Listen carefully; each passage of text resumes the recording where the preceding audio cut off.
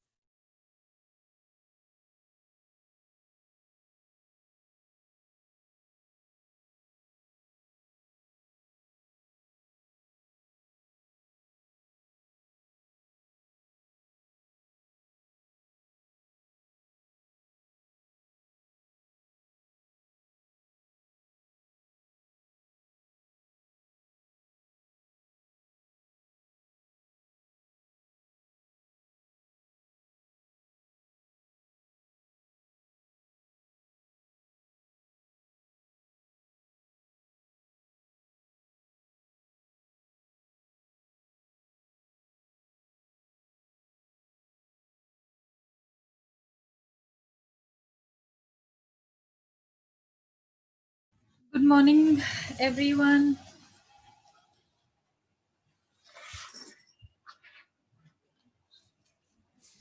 Good morning, ma'am. How are you guys? कैसे हैं आप सब? ठीक है ma'am. Okay.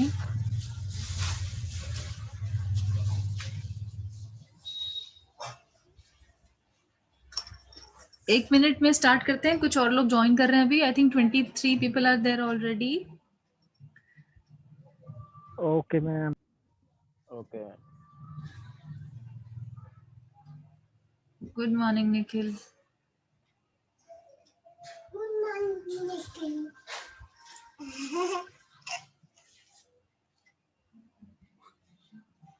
Good morning, Nikhil.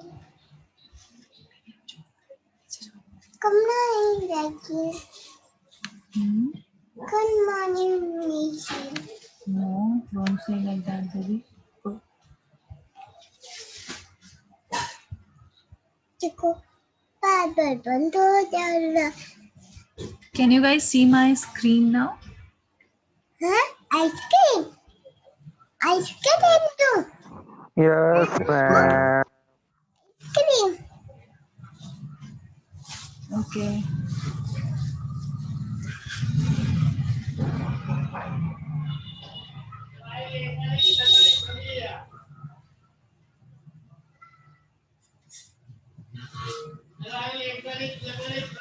Let me click your attendance first.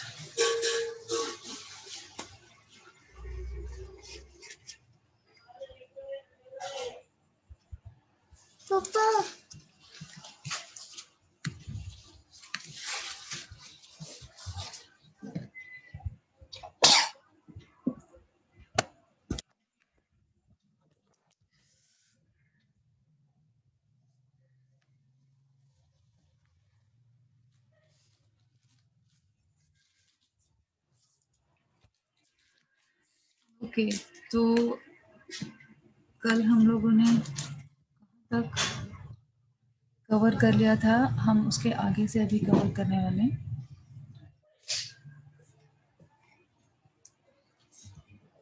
एक सेकेंड। हम लोग principles, fundamental principles of constitution of India पढ़ रहे थे। कुछ स्टूडेंट्स ऐसे भी हैं जो अभी हैं, आज और कल नहीं थे लेक्चर में। ऐसा भी कोई है अभी? बताइए मुझे अगर कोई भी है तो। मैं ओवरव्यू दे दूंगी कल के लेक्चर का कि हमने क्या क्या डिस्कस कर लिया था, और हम आगे से स्टार्ट करेंगे। पापा पापा पापा जी मैंने कभी खेल दिया। ओके, सो कभी एम आई ऑडिबल? सुनाई दे रहा है आप सबको? Yes ma'am. ठीक है। Yes ma'am. पापा मैंने इसको खेल दिया। मैं म्यूट कर रही हूँ अपने आपको 1 मिनट के लिए।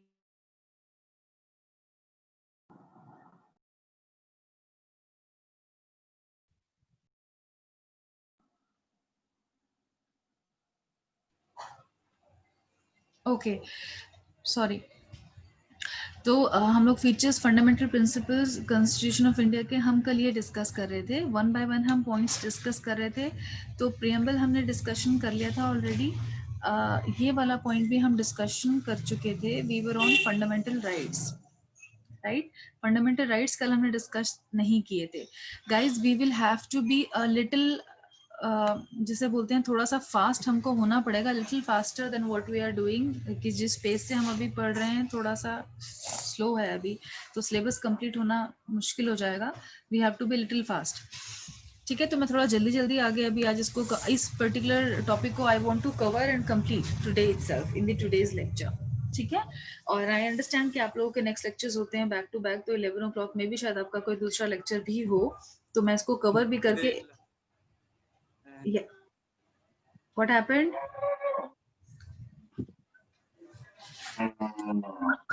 किसी को कुछ भी बोलना है प्लीज अपने आप को अनम्यूट करके अपने आप को प्लीज सभी लोग म्यूट कर दीजिए। जब काम हो, बोलना हो, तभी आप अनम्यूट कर बोलिए प्लीज, ये डिस्टर्बेंस नहीं हो। अभी किसी को कुछ इश्यूज है कल तक के टॉपिक में? कल तक का जो भी डिस्कशन हुआ था उसमें? No ma'am. ठीक है। फंडामेंटल राइट्स मैं आपको पढ़ा रही हूँ। This is one of the principles, important principles of. You can switch off your videos guys. छोड़ना दे। अपनी वीडियोस, कैमरास आप लोग ऑफ कर दीजिए।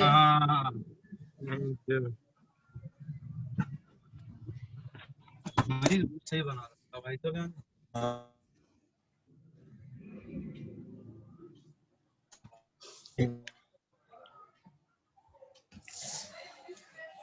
कैमरास आप लोग ऑफ कर दीजिए प्लीज।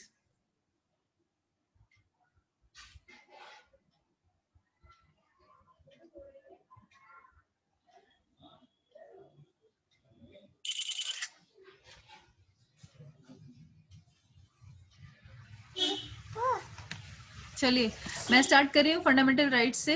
हमारे पास, एवरी सिटीजन के पास, हमारा जो कॉन्स्टिट्यूशन है वो हमें ये 6 राइट्स देता है जो हर किसी के पास है। पापा ये खोल दो। नहीं करूँगा आवाज कम।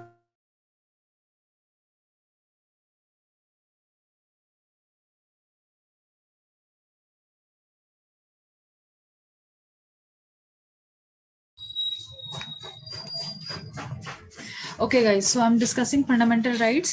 There are 6 fundamental rights which we have, and we will also discuss about the fundamental duties of ours now.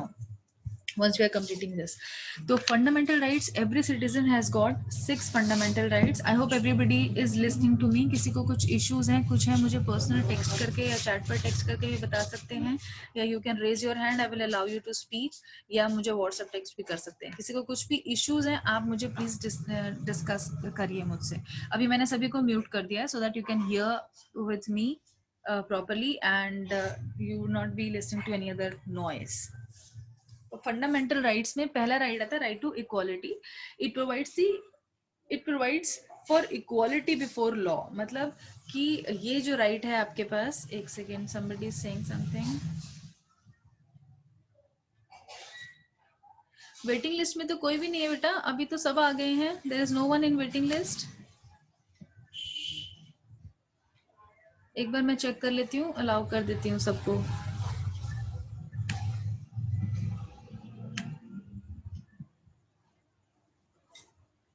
I think अभी सभी इन हैं.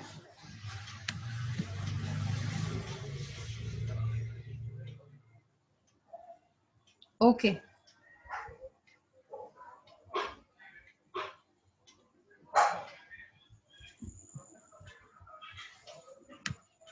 Thank you for connecting in time everyone. Fundamental rights में डिस्कस कर रही हूँ अभी आप सबसे. तो पहला फंडामेंटल राइट हम सभी सिटीजन्स के पास, सिटीजन्स ऑफ इंडिया के पास है, जो है वो है right to equality before law. मतलब लॉ की नज़र में, कानून की नज़र में, जुरिस्डिक्शन की नज़र में हम सब लोगों के पास सेम राइट्स हैं, हम बराबर हैं. हर किसी के लिए जो पनिशमेंट्स होंगी किसी क्राइम की वो भी बराबर होंगी. हर किसी के लिए जो भी रूल्स रेगुलेशंस हैं या जो भी अदरवाइज डिफरेंट अपॉर्चुनिटीज हैं या equality as far as religion और any other things is concerned, सब कुछ बराबर है. मतलब right to freedom of religion is one of the other fundamental right, but right to equality का मतलब है कि सब कुछ बराबर है. किसी के पास भी ये मतलब कोई भी कास्ट अगर है तो हम, जैसे हमने खुद ही, हमारी सोसाइटी ने ये खुद ही से एक तरीके से ये बना दिया है कि कुछ कास्ट अपर कास्ट होती हैं, कुछ लो कास्ट होती हैं, बट लॉ की नज़र में ऐसा कुछ भी नहीं है. Every caste is equal. कोई भी ये नहीं है, मतलब लो कास्ट या उसमें नहीं आता है. ऑल्दो दीज रिजर्वेशंस, ये OBC, schedule caste, schedule tribes, इसका पहले से ही एक क्लॉज हमारे कॉन्स्टिट्यूशन में है. कॉन्स्टिट्यूशन ऑफ इंडिया जो फॉर्म किया था वो डॉक्टर बी.आर. अम्बेडकर ने किया था, जो कहा जाता है कि वो भी शेड्यूल कास्ट से बिलोंग करते थे. शेड्यूल कास्ट, शेड्यूल ट्राइब्स जो भी होते हैं, या OBC, low class people. But ये एक क्लॉज उन सभी के लिए बनाया गया था कि they have got special rights. या स्पेशल राइट्स का मतलब वो स्पेशल उनको ट्रीट इसलिए करवाया जाता था क्योंकि हमारी सोसाइटी उनको एक्सेप्ट नहीं कर रही थी अपने बराबर. आज भी नहीं करते हैं. आज भी आप देखो बहुत सारे लोग हैं जो नहीं अपनी कास्ट को अपर कास्ट मानते हैं, या जो जैसे सपोज ब्राह्मण्स हो गए, या कुछ ऐसे रिलीजन में है कुछ कास्ट जो अपने आप को सबसे टॉप मोस्ट मानते हैं. बट एज अ सिटीजन और या as a, if I talk about in the form, in the language of Constitution of India, everybody is equal. So right to equality gives us that right to be equal in form of कोई discrimination नहीं होगा, in form of the law, it's results, untouchability कुछ भी नहीं है. अभी ये सब कुछ अबॉलिश हो चुका है. कोई भी पर्सन बहुत ज़्यादा इम्पोर्टेंट इस तरीके से नहीं है कि वो कोई क्वीन किंग है या बाकी सारे लोग राजा प्रजा वाली चीज़ खत्म हो गई. तो abolition of the titles and everything भी खत्म हो चुका है अब हमारी कंट्री से. हाँ, सिर्फ ये है कि अगर कोई पर्सन किसी पर्टिकुलर पोजीशन पे काम कर रहा है तो उस पोजीशन के हिसाब से उसके पास कुछ राइट्स रहते हैं, कुछ उसके पास अथॉरिटीज रहती हैं. राइट्स इन द सेंस कुछ अथॉरिटीज होती हैं. जैसे फॉर एग्जांपल प्रेसिडेंट है तो उसके अपने रोल के हिसाब से, because he is at the highest position in the country, तो उनके पास कुछ अपने उसके हिसाब से कुछ अथॉरिटीज हैं. जैसे हम कभी ऑफिस में काम करते हैं तो हमारा अगर कोई मैनेजर है या हमारे अबाव कोई मैनेजर है या हमारा ओनर है तो उनके पास कुछ अलग अथॉरिटीज होंगी उनके रोल के हिसाब से, लेकिन रिस्पॉन्सिबिलिटीज भी फिर वही होंगी. जैसे अब कॉलेज है आपका, हमारा college is also an organization. यहाँ पर टीचर्स के कुछ अपने अथॉरिटीज हैं, बच्चों के कुछ अपने अथॉरिटीज, राइट्स हैं, रोल्स हैं, और टीचर्स के भी अपने रोल्स भी हैं और अथॉरिटीज भी हैं. लेकिन otherwise as a citizen everybody is equal. But हम उससे कंफ्यूज नहीं होंगे, उसके रोल अथॉरिटीज से कंफ्यूज नहीं होंगे कि ये पर्सन तो ये काम कर सकता है, ये पर्सन नहीं कर सकता.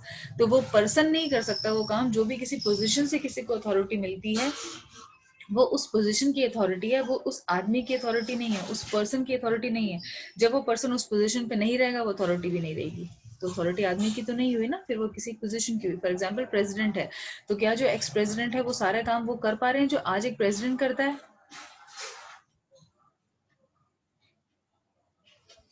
ये क्या लिख रहे हो, कौन है ये? गुरु, व्हाट आर यू राइटिंग बेटा?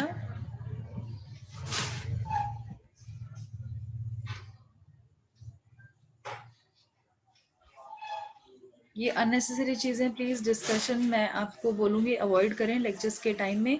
ये सब आप लोग पर्सनल चैट में अपने दोस्तों से किया करें। और अगर आप ये चीज मुझसे लिटरली पूछ रहे हैं तो मुझे बताइए।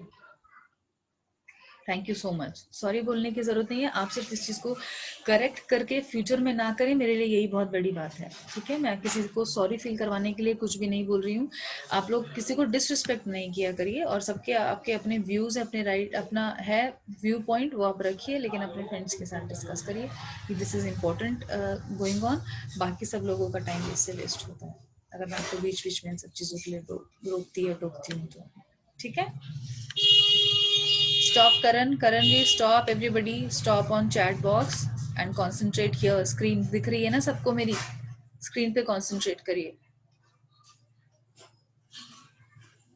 Right to freedom is the next right. हमारा राइट टू फ्रीडम जो है वो नेक्स्ट राइट है। It incorporates 6 fundamental freedoms. जो फ्रीडम हमारे पास, राइट टू फ्रीडम जो हमें फ्रीडम देता है वो कौन कौन सी फ्रीडम है? फ्रीडम ऑफ स्पीच है हमारे पास, फ्रीडम ऑफ एक्सप्रेशन है हमारे पास, फ्रीडम टू फॉर्म एसोसिएशंस कि हम कोई भी ग्रुप फॉर्म कर सकते हैं, एक एसोसिएशन फॉर्म कर सकते हैं, असेंबल होके ग्रुप में हम कहीं पर भी पीसफुली कुछ भी बातें कर सकते हैं, एक दूसरे के साथ हम लोग कुछ भी नॉलेज शेयर कर सकते हैं, कुछ प्लान बना सकते हैं, प्लान बनाकर कोई बिजनेस स्टार्ट कर सकते हैं, कुछ भी हम कर सकते हैं पीसफुली अगर हम कर रहे हैं। अगर हम किसी और को नुकसान नहीं पहुंचा रहे हैं तो हम कहीं पर भी असेंबल। अब असेंबल होने का मतलब ये नहीं है कि हम 100 लोग ग्रुप में एक सड़क पर जाकर असेंबल हो गए जिसमें कि बाकी सब लोगों को चलने में प्रॉब्लम हो रहा है। वो फ्रीडम से दूसरे लोगों का फ्रीडम ऑफ मूवमेंट जो है वो नहीं एक्सप्लॉइट या वॉयलेट नहीं होना चाहिए। तो हमें ये सब चीज़ें देखनी है कि हम अपना फ्रीडम जो भी हम राइट एंजॉय कर रहे हैं उससे किसी दूसरे का कोई राइट वॉयलेट नहीं होना चाहिए। So violation is also important. While enjoying your right, आप किसी और का राइट वॉयलेट नहीं करेंगे। ठीक है, पीसफुली और and moving freely with in the country. किसी भी पार्ट ऑफ इंडिया में आप जाकर कहीं पर भी घूम सकते हैं, फ्रीली घूम सकते हैं, आपको किसी वीजा की जरूरत नहीं है with in the country. Visas and everything, वो दूसरी कंट्रीज में हमें कहीं जाना होता है उसके लिए परमिशन चाहिए होता है। ओके, तो हम फ्रीली मूव कर सकते हैं। सिर्फ मूव ही नहीं, हम फ्रीली कहीं पर रह भी सकते हैं। रेजिडेंस, नेक्स्ट पॉइंट आप देखिए, इट इज रेजिडेंस।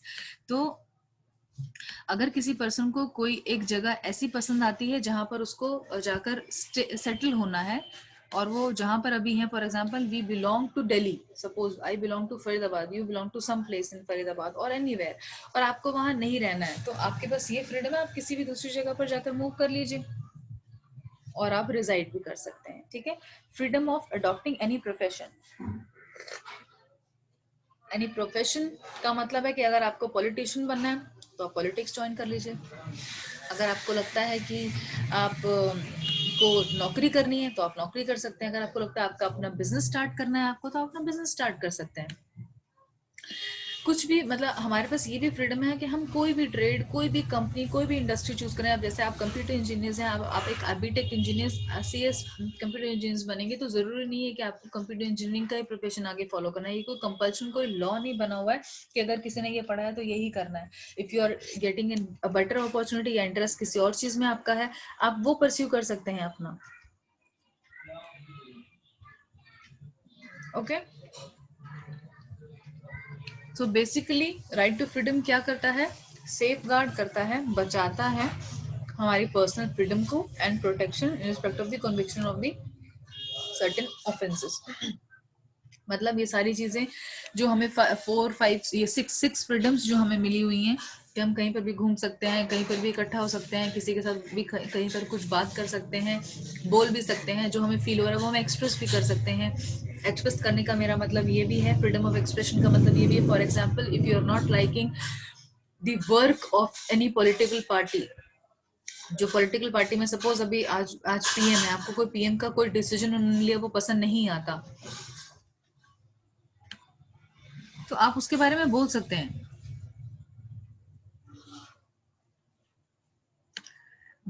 कि this decision was not right, या ये चीज ठीक नहीं की है गवर्नमेंट ने, गवर्नमेंट को इस तरीके से नहीं इस तरीके से करना चाहिए। ये फ्रीडम ऑफ स्पीच हो गया, फ्रीडम ऑफ एक्सप्रेशन हो गया, ठीक है। थर्ड फंडामेंटल राइट हमारा आता है right against exploitation. This fundamental right forbids sale and purchase of human beings. Exploitation का मतलब मुझे किसी भी तरीके से कोई एक्सप्लॉयट नहीं कर सकता। मेरा एक्सप्लॉयटेशन का मतलब any person, not only me, any citizen of India, उसका एक्सप्लॉयटेशन नहीं हो सकता। मतलब कोई भी आदमी को, जो एक इंसान है और a person of the human being can not be sold और परचेज्ड। उसका बिजनेस नहीं हो सकता, मतलब आदमियों को बेचा या खरीदा नहीं जा सकता। इस पर्टिकुलर राइट से हमें वो चीज मिलती है कि हमें कोई ना तो खरीद सकता है, हमारी लाइफ हमारी अपनी है, हम फ्री हैं। अगर कोई किसी को खरीद लेगा तो ओनर हो जाता है ना उसका। हम कोई चीज खरीद लेते हैं, उसके ओनर हो जाते हैं, फिर हम उसको किस तरीके से यूज करते हैं वो हमारे ऊपर होता है। लेकिन वो चीज चीजों के साथ हो सकती है, वो ह्यूमन बींग्स के साथ नहीं हो सकती। परचेज एंड सेल का और ये सारी चीजें। फोर्स्ड लेबर नहीं हो सकता, जैसे पहले बंधुआ मजदूर हुआ करते थे अंग्रेजों के टाइम पर भी, जब ब्रिटिशर्स यहाँ पर 200 साल क्या लिख रहे हो लवेश बेटा, क्या लिख रहे हो? आज भी एजुकेशन की फील्ड में इक्वालिटी नहीं है सभी कास्ट की। बेटा नहीं है, that is what it is, इसलिए तो ये लॉ पढ़ाया जा रहा है। अगर सारे लोग ये लॉ पढ़ लें कि सब कानून की नजर में सारे लोग बराबर हैं, कोई कास्ट छोटी नहीं है, कोई कास्ट बड़ी नहीं है, और सारे लोग ये चीज फॉलो करने लग जाएं, तो फिर ये इनइक्वालिटी रहेगी ही नहीं ना रजे। इसीलिए तो आप इंजीनियर्स को भी ये सब्जेक्ट पढ़ाया जा रहा है। आप सोचो, पहले ये नहीं था।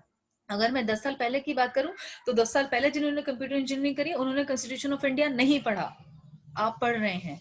तो अब ये समझा जा रहा है ना कि ये चीज इंपॉर्टेंट है। और अगर हर इंसान, 130 करोड़ की हमारी आबादी, अगर 130 करोड़ के लोगों को ये पता हो कि ये मेरे पास फंडामेंटल राइट्स हैं और ये मेरी फंडामेंटल ड्यूटीज हैं, तो इक्वालिटी आ जाएगी ना।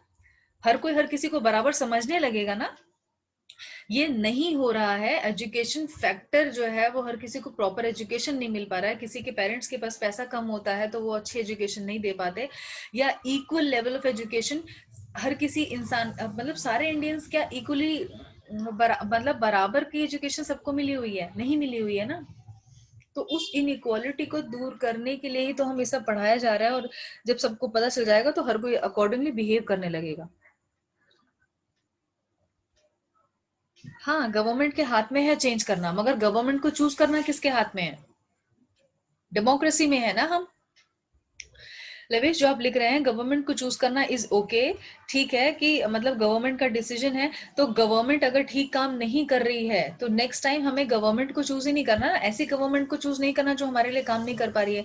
लेकिन सिर्फ एक चीज नहीं होती है, गवर्नमेंट के पास सिर्फ एक काम नहीं है करने के लिए, इतने सारे एन नंबर ऑफ काम है ना कि उनको वो अंडरस्टैंड करना और वो सारी चीजों को काम करवाना with perfection. Nobody is perfect, इसलिए हम बोलते हैं कि गवर्नमेंट भी 100% हर तरीके से परफेक्ट काम नहीं कर पाती है। हम अपना भी तो, हम as a citizen of India हम क्या कर रहे हैं कंट्री के लिए, हम ये नहीं सोचते हैं। हम सोचते हैं सारा कुछ काम गवर्नमेंट ने करना है, हमने गवर्नमेंट को बिठा दिया है तो अब सब कुछ गवर्नमेंट करे। लेकिन अब क्या एक प्राइम मिनिस्टर या एक प्रेसिडेंट, एक आदमी हर किसी के घर में जाकर सारी प्रॉब्लम्स रिजॉल्व कर सकता है? It is genuinely physically possible है ही नहीं। तो हम अपने एटलीस्ट अपनी रिस्पॉन्सिबिलिटी तो लें। अगर हर इंसान अपनी रिस्पॉन्सिबिलिटी लेता रहेगा और दूसरों को टॉर्चर नहीं करेगा, दूसरों को एक्सप्लॉइट नहीं करेगा और पीसफुली अपने राइट्स एंजॉय करेगा और पीसफुली अपनी ही ड्यूटीज को भी फुलफिल करेगा, इम्प्लीमेंट करेगा, फॉलो करेगा, तो जरूरत ही नहीं है ना इतना सब इनइक्वालिटी शायद ना ही आती। ये कहाँ से भी आ रही है? हम कैसे एनवायरमेंट में बैठ रहे हैं, हम क्या चीजें सुन रहे हैं, हम क्या चीजें अपने अंदर लर्न कर रहे हैं, हम लेकर आ रहे हैं सुनने के बाद, उस पर डिपेंड करता है। तो राइट अगेंस्ट एक्सप्लॉयटेशन मेरा राइट है, वो तो ठीक है। स्कॉलरशिप खत्म भी करी जा सकती है। स्कॉलरशिप बेटा ये किसी को एक्सप्लॉइट करने के लिए नहीं दिया जा रहा है, या स्कॉलरशिप किसी को इन इक्वालिटी बताने के लिए नहीं दिया जा रहा है। फॉर एग्जाम्पल, अगर कोई पर्सन लेस फॉर्चुनेट है, यानी कि किसी का लेस फॉर्चुनेट का मतलब कोई बहुत ही गरीब घर में पैदा हो गया है, बहुत गरीब घर में पैदा हो गया कोई पर्सन, सपोज किसी के माँ बाप बहुत गरीब है, तो इसमें उस बच्चे का क्या नुकसान है? नुकसान तो है, गरीबी है, वो एजुकेशन नहीं हो पाएगा, कुछ भी नहीं हो पाएगा, लेकिन क्या उसकी कोई गलती है उसमें?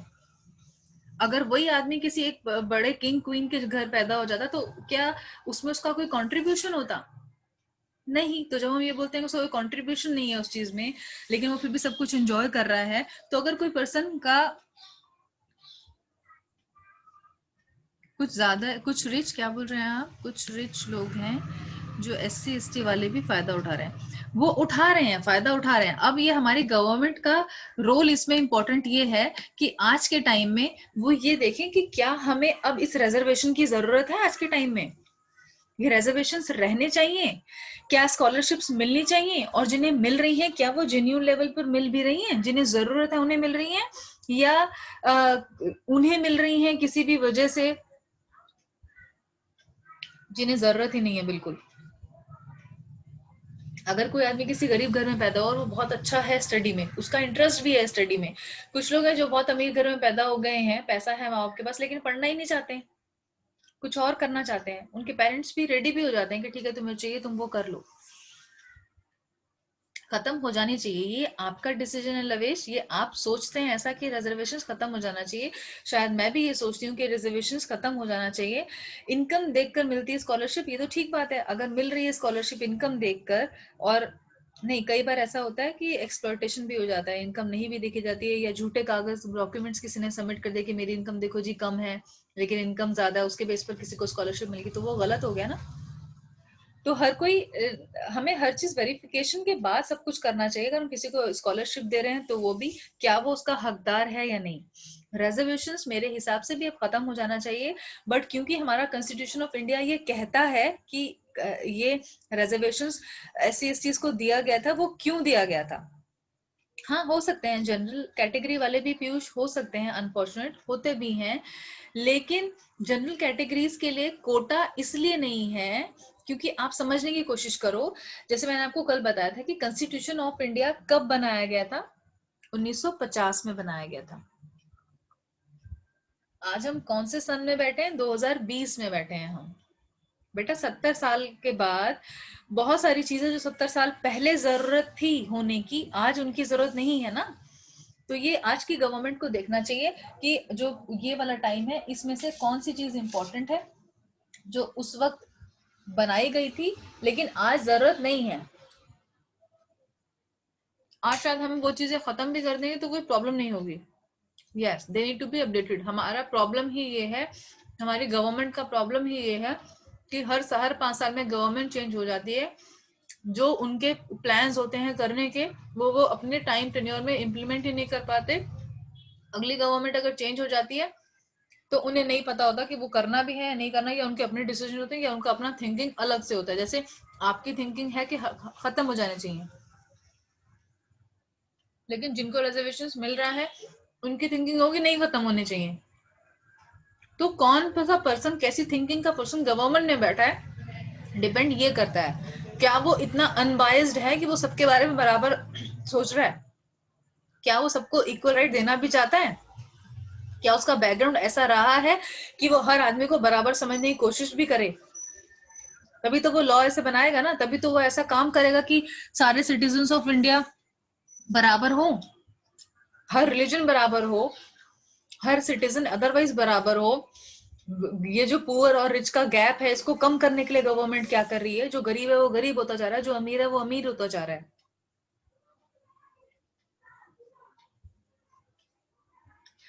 इसके अगेंस्ट जाट ने लड़ाई भी करनी थी फिर भी खत्म नहीं हुआ। नहीं नहीं नहीं बेटा, वो जो था वो कुछ और ही इंसिडेंट था। वो जाट्स अपने लिए कर रहे थे, वो ये कह रहे थे कि हमें भी कोटा दो, जब बाकी लोगों को रिजर्वेशन दे रखा है तो हमारी कास्ट को भी मिलना चाहिए।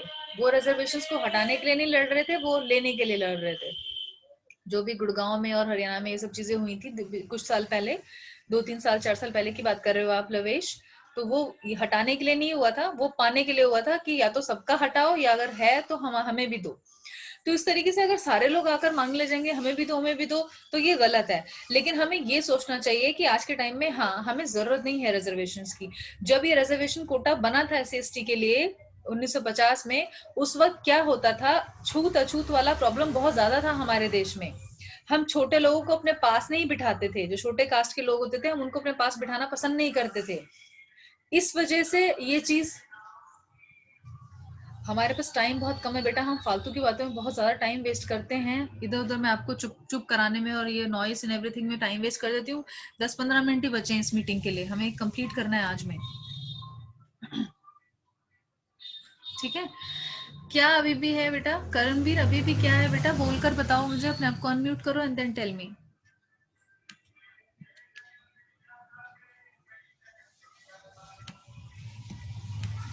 करण, आई वांट टू नो बेटा, क्या बोल रहे हो?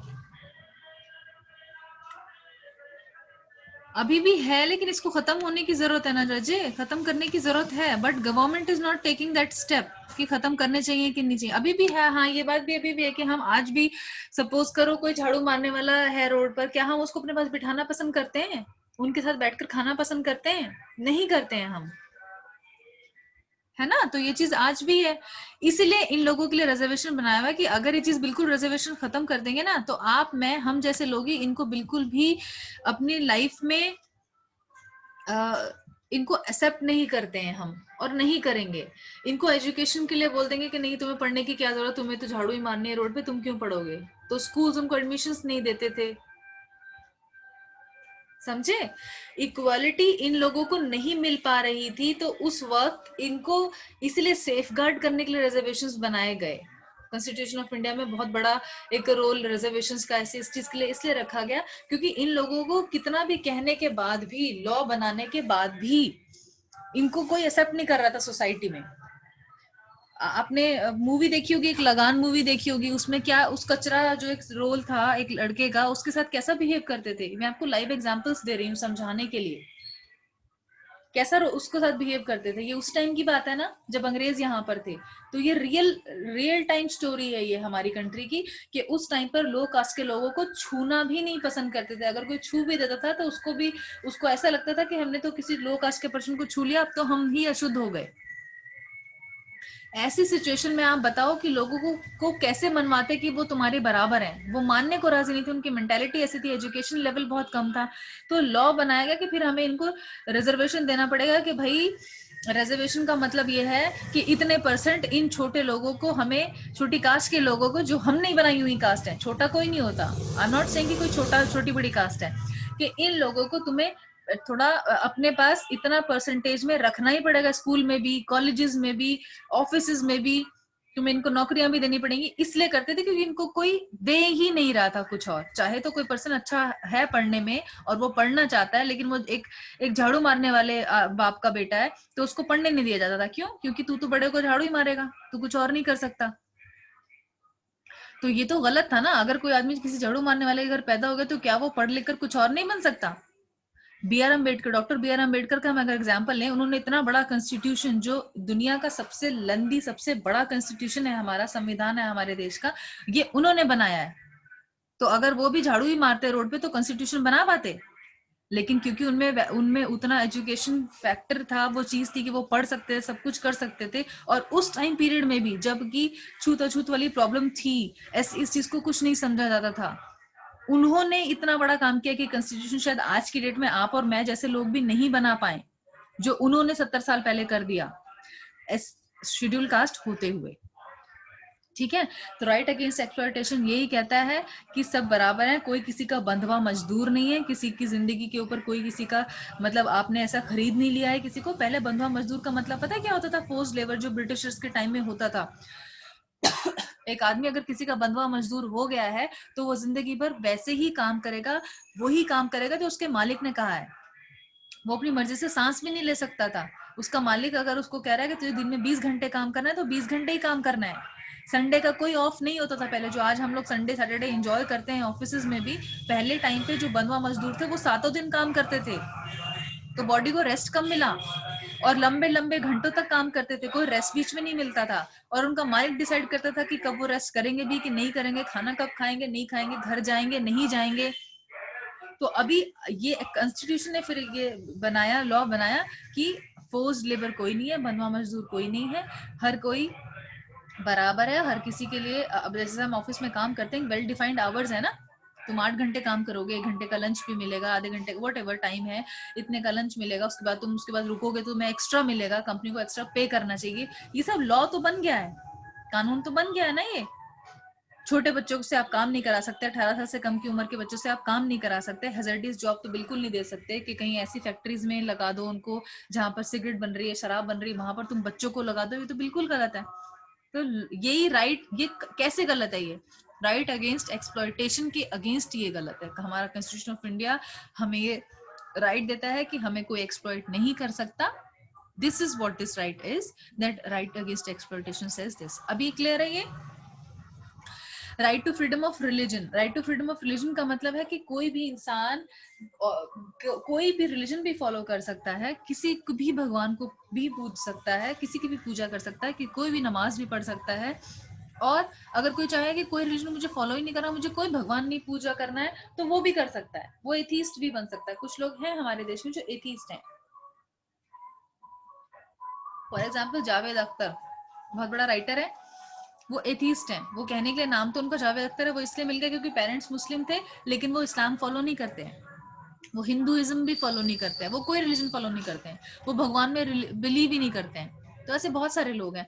तो जरूरी नहीं है कि ये क्योंकि उनका right to freedom of religion है वो एंजॉय कर रहे हैं, कि वो किसी भी रिलीजन को फॉलो करना चाहते हैं वहां फॉलो करें, किसी भी रिलीजियस इंस्टीट्यूशन में जाना चाहते हैं, मंदिर मस्जिद, वो वहां जा सकते हैं और अपने भगवान को या जो भी रिलीजन फॉलो करना है उसको वो कर सकते हैं। ठीक है। राइट, आज के लेक्चर में सिर्फ फंडामेंटल राइट्स ही कवर हो पाया है, और अभी भी 2 राइट्स हैं, कल्चरल एंड एजुकेशनल राइट्स का मतलब कि हर किसी के पास बराबर के राइट्स हैं कि वो कोई भी कल्चर फॉलो करे, कोई भी एजुकेशन को हासिल कर सके। ये तो हमारे पेरेंट्स हमको बताते हैं, फोर्स करते हैं कि नहीं तुम्हें इंजीनियरिंग करनी है, या तुम्हें एमबीए करना है, या तुम्हें ये पढ़ना है, या अपने अपने फाइनेंस के हिसाब से, अपने पैसे के हिसाब से वो अपने बच्चों को बेस्ट से बेस्ट पढ़ाना चाहते हैं। लेकिन ऐसा कोई फोर्स नहीं कर सकता है आपको। अगर आपकी स्टडी करने का, ये पर्टिकुलर चीज को स्टडी करने का नहीं है मन, तो कोई फोर्स नहीं कर सकता है कि आप ये स्टडी करो या कुछ करो। ठीक है। तो this cultural and education right says this right to constitutional remedies. Final right जो फंडामेंटल राइट है वो राइट टू कॉन्स्टिट्यूशनल रेमेडीज है। ये क्या कहता है? This fundamental right is the key to the bill of rights. It provides the enforcement and protection of the fundamental rights by court. Constitutional remedies का मतलब जैसे हमने 5 राइट्स पढ़े हैं अभी ऊपर, इन सारे राइट्स को सेफ गार्ड करता है कॉन्स्टिट्यूशनल रेमेडीज। ये वाला राइट मतलब कि जो 5 ऊपर जो 5 हमने फंडामेंटल राइट्स पढ़े हैं वो तो हमें मिल ही गए, लेकिन अगर नहीं मिल रहा है, कोई भी राइट हमारा वॉयलेट कोई कर रहा है, तो हम कोर्ट भी जा सकते हैं। ये वाला राइट हमें 6 राइट हमें राइट देता है कि कोई भी हमारा राइट अगर एक्सप्लॉइट हो रहा है, किसी ने हमें कुछ भी एक्सप्लॉइट करा है किसी भी मैनर में, तो हम जा सकते हैं कोर्ट में जाकर अपना केस उस पर्सन के अगेंस्ट कर सकते हैं, और अपना लॉयर के थ्रू, कोई भी लॉयर हम अपना वो करेंगे और वो हमारे लिए हमारा केस कोर्ट में लड़ेगा और हमें जस्टिस मिलेगा कि हाँ उसने ऐसा किया, तो या तो उससे हमें कॉम्पनसेशन मिलेगा पैसे के लिए, या वो काम जो वो कर रहा है एटलीस्ट वो करना स्टॉप होगा, या जो भी कुछ है। ठीक है। ये फंडामेंटल राइट्स में कुछ इश्यूज है तो मुझे बताइए। आई थिंक ओवर हो जाएगी मीटिंग 1 मिनट के अंदर। किसी को कोई issues, any queries? Can you hear me guys? ठीक है। सो सिर्फ निखिल सुन रहे हैं मुझे जो बोल रहे हैं नो मैम, बाकी सब कोई नहीं सुन रहा है? हम लोगों को थोड़ा सा फास्ट होना पड़ेगा guys, we all have to be in time. और हम लोग मंडे मिलेंगे इसी टाइम, जो भी हमारा लेक्चर का टाइम होगा as per time schedule and whatever, हम लोग इसको आगे से कंटिन्यू करेंगे। मैं आप लोगों का अटेंडेंस एक बार कैप्चर कर लेती हूँ, और please try to be in time as much as possible so that we can cover more. जैसे ये टॉपिक खत्म हो जाएगा मैं आप लोगों को ये पीडीएफ एंड एवरीथिंग ग्रुप में ही भेजूंगी, लेकिन अभी ये कंप्लीट नहीं हुआ, हमें इस चीज को आगे कंटिन्यू करना पड़ेगा। So we will have to see. There are only 26 people who have joined my class. The rest of the people will be marked absent. आप लोगों का जो भी मैं इंटरनल्स लगाऊंगी वो इन सब चीजों पर मैटर करेगा, आपके डिसिप्लिन पे, आपके अटेंडेंस पे, आपके असाइनमेंट जो भी मैं दूंगी इन सब चीजों पे डिपेंड करेगा। So please follow discipline in my classes, otherwise also WhatsApp group पे भी, हर जगह। ठीक है, मैं आपको हर तरीके से हेल्प करने की कोशिश कर रही हूँ। आपको कहीं पर भी कुछ भी प्रॉब्लम आता है, आप मुझसे किसी भी टाइम पर फोन पे, व्हाट्सएप पर बात कर सकते हैं। और मैं आपको कुछ टॉपिक नहीं समझ आ रहा, कोई पॉइंट समझ नहीं आ रहा, मैं आपको फिर से भी समझाने के लिए तैयार हूँ। इन पर्सन भी आपको अलग से भी समझाने के लिए तैयार हूँ। बट इसका ये बिल्कुल मतलब नहीं है कि आप लोग इसको एक्सप्लॉयटेशन समझेंगे